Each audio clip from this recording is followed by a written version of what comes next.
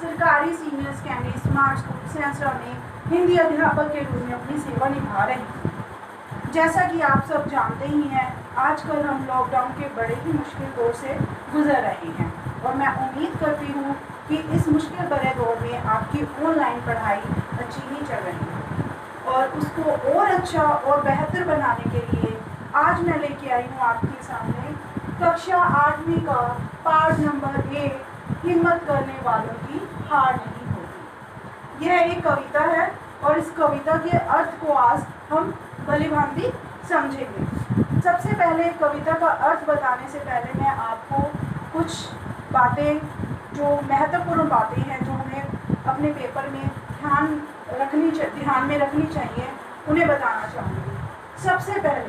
सबसे पहले किसी भी कविता या किसी भी सलाट का भाव लिखने से पहले हम प्रसंग लिखते हैं। प्रसंग किस तरह से लिखना है आज मैं आपको वो बताऊंगी। सबसे पहले लिखना है, प्रस्तुत पंक्तियाँ हमारी हिंदी की पाठ्य पुस्तक आओ हिंदी सीखिए 8 के पाठ हिम्मत करने वालों की हार नहीं होती में से ली गई हैं। उसके बाद क्या आता है? उसके बाद आता है कि कवि ने जो उस सलाट में या उस जो कविता की जो पंक्तियाँ पेपर में आई हुई हैं उसमें क्या कहा गया है उसके बारे में बताया गया है। चलो हम आज बात करते हैं कविता के बारे में। हिम्मत करने वालों की हार नहीं होती। पहले भी आपने बहुत बार ये कविता सुनी होगी और कई बार बोली भी होगी और ये यह कविता हरिवंश राय बच्चन द्वारा लिखी गई है। कविता है, हिम्मत करने वालों की कभी हार नहीं होती, लहरों से डरकर नौका पार नहीं होती। इसमें कवि क्या कहते हैं? कवि कहते हैं कि हमें अर्थात मनुष्य को हमेशा हिम्मत रखनी चाहिए और हिम्मत रखते हुए अपने लक्ष्य को प्राप्त करना चाहिए। लहरों से डरकर नैया पार नहीं होती। लहरें यानी कि जो हमारे जीवन में मुश्किलें आती हैं, कठिनाइयाँ आती हैं और नैया का यहाँ पर भाव है हमारा जो लक्ष्य है।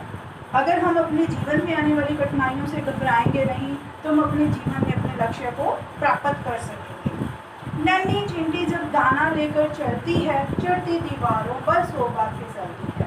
मन का विश्वास रगों में साहस भरता है, चढ़कर गिरना, गिरकर चढ़ना ना अखरता है।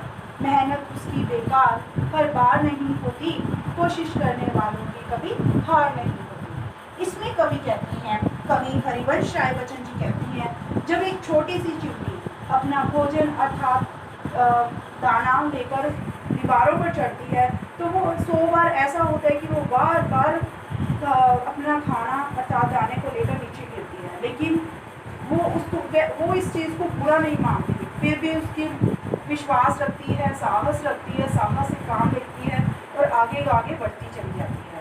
हमें भी अपने जीवन में हमेशा चींटी को देखकर प्रेरणा लेनी चाहिए और हमेशा आगे बढ़ते रहना चाहिए। आगे है, डुबकियां सिंधु में गोताखोर लगाता है, जा कर खाली हाथ को वापस आता है। मिलते ही नहीं सहज मोती गहरे पानी में, बढ़ता दुना विश्वास इसी हैरानी में। मुट्ठी उसकी खाली हर बार नहीं होती, कोशिश करने वालों की कभी हार नहीं होती। इसमें कवि क्या कहते हैं? कवि कहते हैं, जिस प्रकार से कोई गोताखोर सिंधु अर्थात समुद्र में बार बार डुबकियां लगाता है, लेकिन बार बार प्रयास करने पर भी उसके हाथ को मोती नहीं लग पाते, लेकिन यह इतना भर से वो हिम्मत नहीं आता, फिर प्रयास करता है और अंत में ऐसा समय आता है जब वह मोती को प्राप्त कर लेता है। उसी प्रकार से मनुष्य को अपने जीवन में लक्ष्य को प्राप्त करने के लिए बार बार प्रयास करते रहना चाहिए ताकि वह अपने लक्ष्य को प्राप्त कर सके। आगे हरिवंश राय बच्चन कहते हैं, असफलता एक चुनौती है, जिसे स्वीकार करो, कहाँ क्या कमी रह गई देखो और सुधार करो।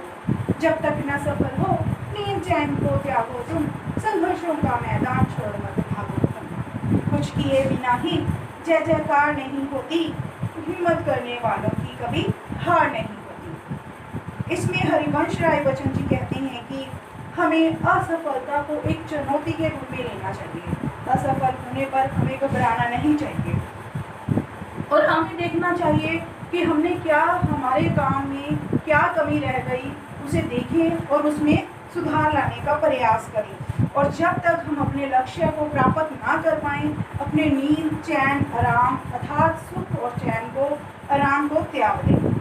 संघर्ष करो, मैदान छोड़ मत भागो। और अपने जीवन में हमें हमेशा संघर्ष करते रहना चाहिए। संघर्ष करते रहने अपने लक्ष्य को प्राप्त करना चाहिए, ना कि मुश्किलों को देखकर घबराकर वहीं पर रुकना है। हमें आगे, बल्कि हमें आगे बढ़ते ही रहना है। कुछ किए बिना ही जय जयकार नहीं होती।